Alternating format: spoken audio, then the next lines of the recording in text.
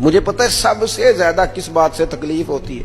آپ کے بچے نے غلطی کی ہے, آپ اپنے بچے کو ڈانٹ لیں, سمجھا لیں, آپ کسی اور کے سامنے اس کی تذلیل کبھی نہ کریں. یہ زیادتی والی بات ہے. آپ اسے رسوا نہ کریں.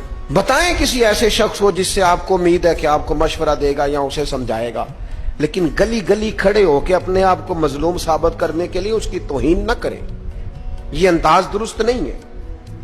اس سے بچوں کی انسلٹ ہوتی ہے, وہ کمزور پڑ جاتے ہیں. ہر جگہ رونا رونا میرے بچے اچھے نہیں, میں بڑا پریشان. کیا بات کر رہے ہیں آپ؟ یہ بچہ تو آپ کی کمائی ہے, اساس ہے, حسن ہے, نسل ہے, اصل ہے. اور اس قدر زیادہ تکلیف دینا, جگہ جگہ شکایتیں, جگہ جگہ باتیں. ہمارے بچے ہمارے ہیں نا, تو ان کی عزت کس کی ہے؟ کیوں ہم گلی گلی اپنے بچوں کی رسوائی کرتے؟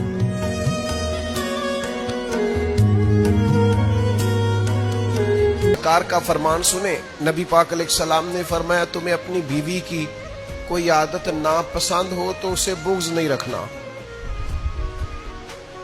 یا رسول اللہ کیا کریں؟ فرمایا اس عادت پہ غور کر لو جو تمہیں بڑی پسند ہے.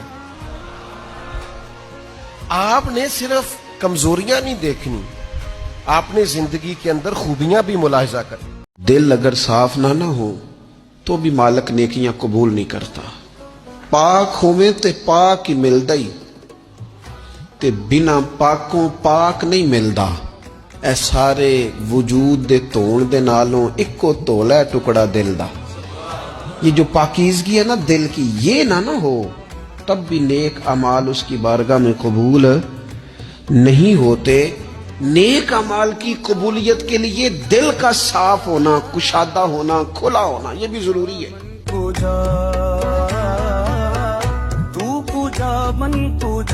بات میری بڑی سمجھ میں آئی. آج تک سوچتا ہوں, کئی حاضریاں ہو چکی ہیں, جب وہاں سے بلاوا آتا ہے تو پتہ ہی نہیں چلتا. کچھ کی ہم تیاری نہیں بھی کرا رہے ہوتے, ان کی بھی تیاری ہو جاتی. کچھ کا پروگرام نہیں ہوتا, ان کا بھی پروگرام جب بلایا سرکار نے تو اسباب پیدا ہو ہی جاتے.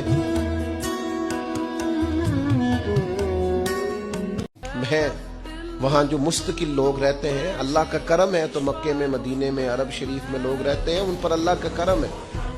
لیکن میں نے ہلکی سی, یہ مجھے کہنا نہیں چاہیے چونکہ وہ بڑے کرم والے لوگ ہیں, میں نے ہلکی سی ایک چیز فیل کی ہے, ان میں وہ طلب نہیں باقی رہتی.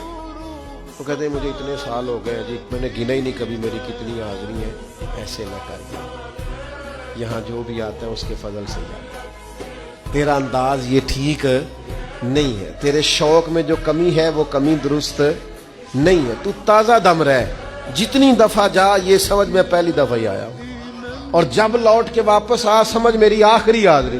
پتہ نہیں موقع ملے کہ نہ ملے. اس کیفیت کے ساتھ وہاں کی حاضریاں دی جائیں.